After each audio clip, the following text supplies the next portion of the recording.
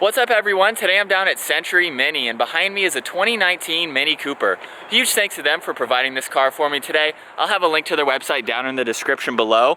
The model that we're looking at today is the John Cooper Works Hardtop. It's finished off in Thunder Gray Metallic and has an MSRP just over $44,000. Under the hood is a twin power turbocharged 2-liter 4-cylinder. This is either paired to the standard 6-speed manual or the optional 6-speed sport automatic with steering wheel mounted paddle shifters. This engine produces 228 horsepower at 5,200 RPM and 236 pound-feet of torque as low as 1,200 RPM. It is front-wheel drive, weighs around 2,800 pounds. 0 to 60 can happen in around 6 seconds for each transmission. 0 to 100 is around 13 seconds. The standing quarter mile time is at 14.2 seconds at 102 miles an hour with a top speed of 153 miles an hour. And with a fuel capacity of 11.6 gallons, you can expect 25 miles in the city and 32 on the highway. The wheelbase measures 98.2 inches. It has an overall length of 152.5. The width is 68 and the height is 55.7 inches. Starting up front, this comes standard with LED headlights with cornering technology. The center portion of the grille is finished off in piano black with a chili red trim piece above that and the John Cooper Works logo to the side. The lower grille has a nice design to it with large inlets to provide more cooling to the engine. There's a hood scoop above the Mini logo, and with the hood open you can see that it surrounds the headlights, giving it a cool design when open. Moving to the side, this features 18 by 7 inch JCW track style 5-spoke alloy wheels. They have a nice two-tone design and are wrapped in Dunlop run flats. 4-wheel disc brakes with ABS are in all 4 corners. The side mirrors are finished off in chili red and are heated and power folding as well. There's chrome trim running along the top section of the door. It also extends to the back side of the hood and on the top portion of the tailgate.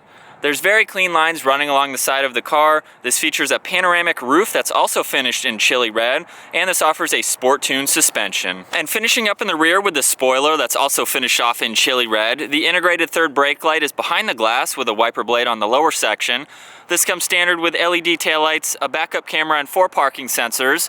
There's fog lights in the lower section of the bumper along with mesh, and finishing up with the Performance dual exhaust. Alright, so that finishes up the walk around of the 2019 Mini Cooper. What do you guys think? This is the first Mini Cooper that I've ever checked out. I think it's pretty cool. I like all the chili red accents around it. Really complements the gray nicely.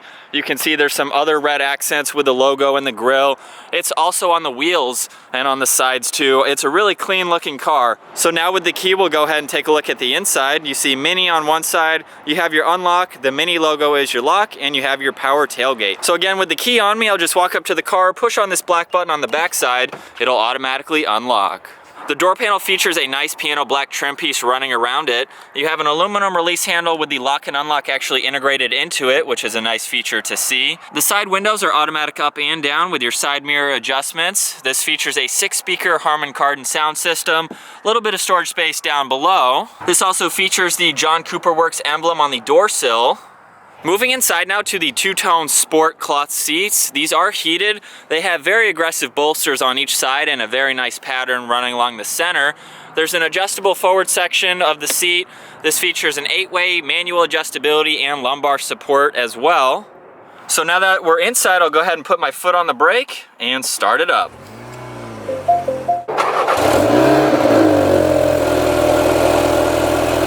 Once inside, we're greeted with a fully wrapped black leather steering wheel. There's more red accents running along the inside of it. Very aggressive hand positioning on both sides to give you good grip. There's more chrome trim running around the center. Another John Cooper Works badge on the bottom.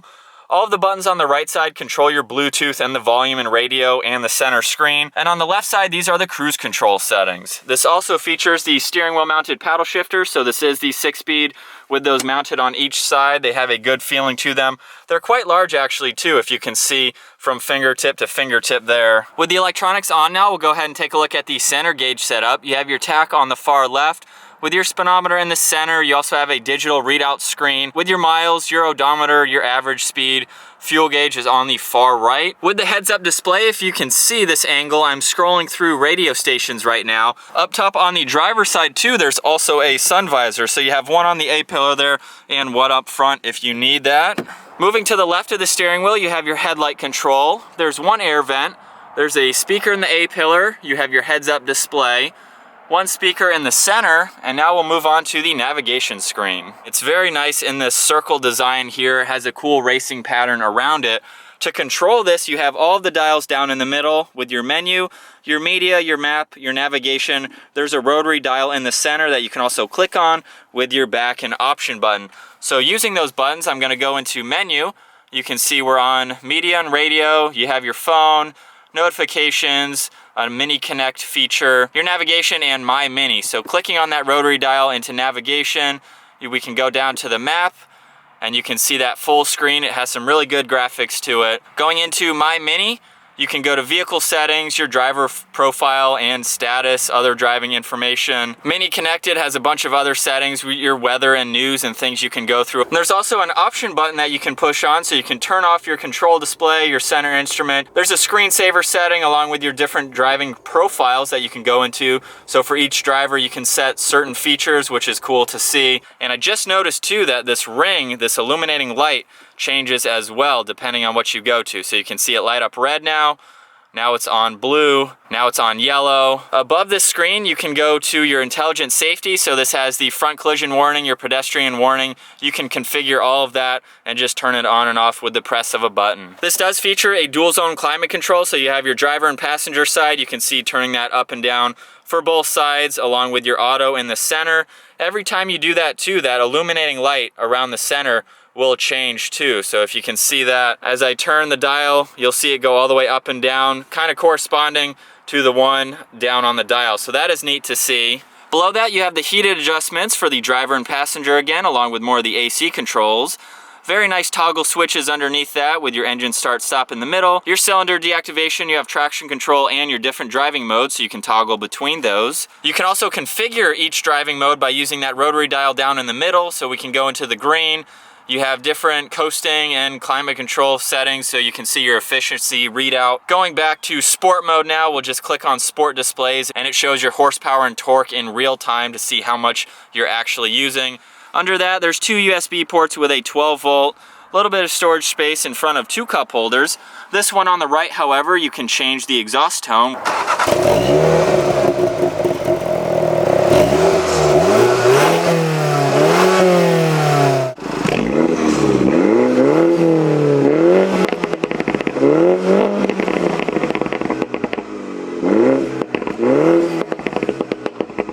The center shifter is wrapped in leather with more of the red stitching again. And now by pulling on the trigger in the front, we can put the car into reverse. You'll see the backup camera light up. There's active lines on it too. You can look at your rear view camera, your brightness and contrast along with those lines and any obstacle markings. With your manual parking brake, the center armrest, you can move up and down if you need that out of the way, and there's a charging port in it.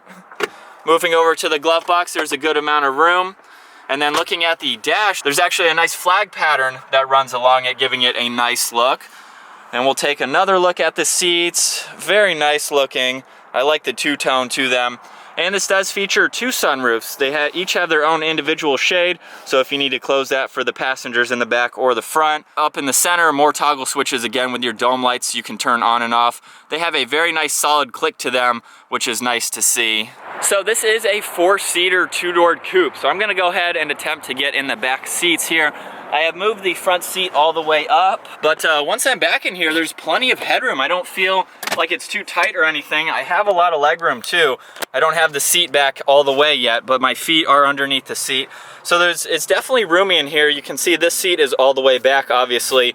That one is not set, so there's plenty of room up front. But as far as creature comforts go, there's a cup holder in the middle, one on each side along with speakers, and there's actually a lot of visibility in the rear, so you don't feel like you're too claustrophobic or anything like that. There's nice headrests. You can see the view out of the back glass there, and these are very large. So it's actually nice. They're functional seats.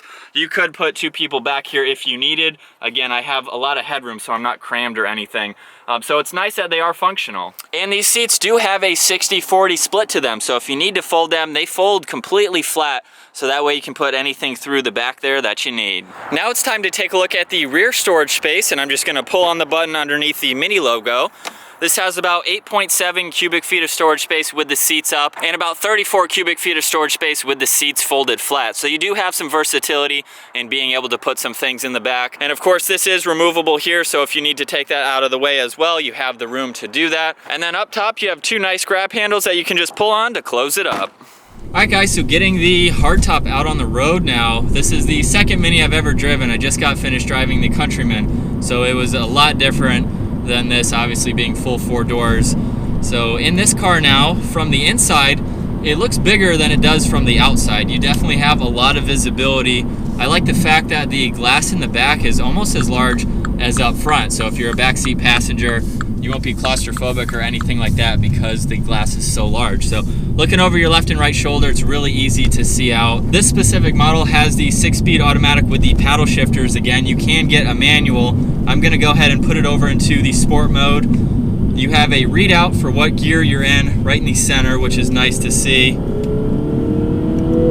Definitely has smooth shifts, handles well taking some of these back turns. We're gonna downshift again. Oh, it's so planted. That steering is so tight in it too. All right, so taking another turn. This is definitely a fun car. I could see this being out on the back roads and just taking some tight turns. It really handles so well around them. There's virtually no body roll either because it's such a small and low car, and under 3,000 pounds, you can definitely have a lot of fun with this. I like the fact too that the paddle shifters are a good 2.5, 3 inches. Normally, most cars have like little tiny plastic ones, but these ones are fairly large. I can put all 4 fingers on it and have it spread out. So no matter where you have the steering wheel, you definitely have a good feel on the paddle shifters. Moving on to the overall driving aspects of this car, it's a really smooth car to drive right now. I'm not on the roughest road, but it's absorbing all these bumps really well. I like the fact that this has the heads-up display. So right now I'm looking at the speedometer and how fast I'm going. I like the steering wheel. It's very similar to the Countryman that I just drove. It has huge notches on both sides. Really gives you good grip, and then you have the paddles right there. So you definitely have full control of the steering wheel. Going left and right here, the car is going to go exactly where you want it to. But overall, just driving this on a daily basis, the seats are super comfortable. I like the bolstering support in them. They'll definitely hug you really well. And then you actually have functional back seats, which is really nice. I fit back there fine, and I could probably go on a decent ride. So if you had to use them, they are functional. All right, guys, so we just put it into sport mode and changed the exhaust. Apparently, we're gonna hear some pops in this on the downshifts. Oh my gosh. Put on the brake. Yeah. So once I see a checkered flag. Yeah. That worked. Woo! I don't know how much spinning there was, if any, but that exhaust sounds so good. It sounds so good. Wow. Oh my gosh.